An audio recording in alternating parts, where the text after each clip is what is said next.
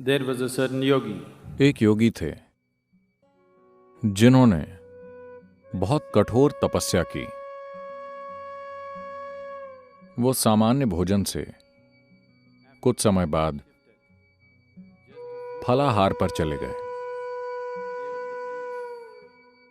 और फिर फल भी छोड़कर सिर्फ पत्तों और जड़ों के आहार पर चले गए और बहुत पवित्र जीवन जीने लगे। एक दिन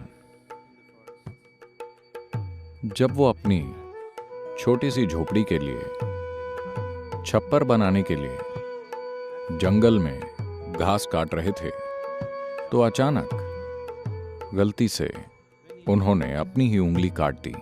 जब उनकी उंगली कट गई तो वो ये देखकर हैरान रह गए कि उनकी कटी हुई उंगली से खून निकलने की बजाय एक पौधे या फूल का रस निकल रहा है।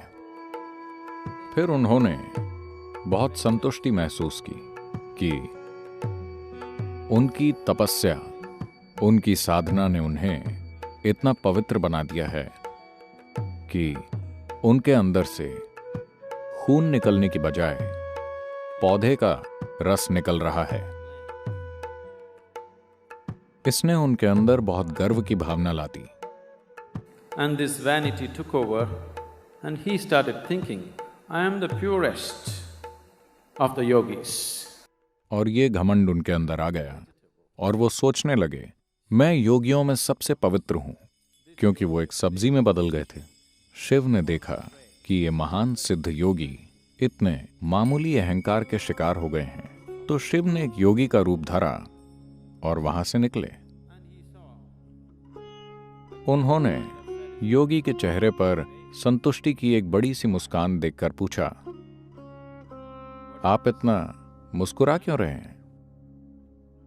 आप किस चीज को लेकर खुद से इतने संतुष्ट हैं?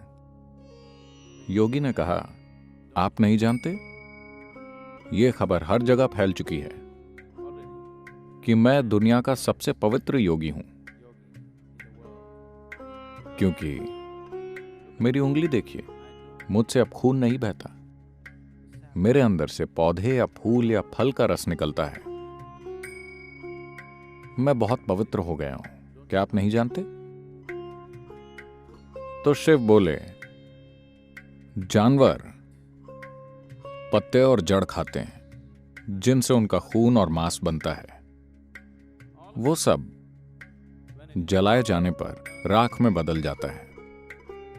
इसलिए पौधे का रस बहाने में गर्व करने जैसी कोई बात नहीं है।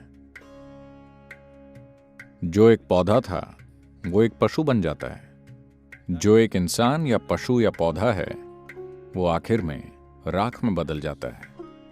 मुझे देखो, वो बोले और अपनी उंगली काट दी।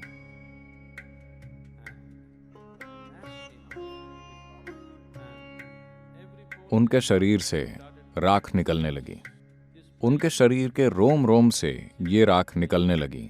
इससे ये पता चलता है कि शिव एक योगी, एक सच्चा योगी, अपना जीवन जीते हुए लगातार मृत्यु को भी जीता है, जो लगातार अपने अस्तित्व की नश्वरता के प्रति जागरूक है, जो हर समय ये जानता है कि उसके शरीर का हाड़ मांस धरती की राख है, सिर्फ वही वास्तव में पवित्र है।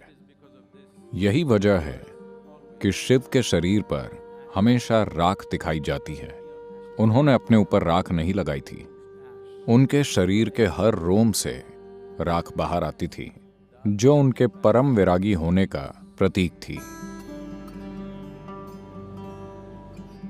मूल साधन ये है कि एक खास विराग हो, हर किसी के लिए अनुराग, अपने लिए विराग।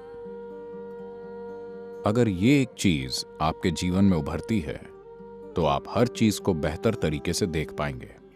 अगर आप हर चीज को बेहतर देख पाएं, अगर आप जिस फर्श पर चल रहे हैं उसे बेहतर देख पाएं, तो क्या आप अधिक संतुलित होंगे?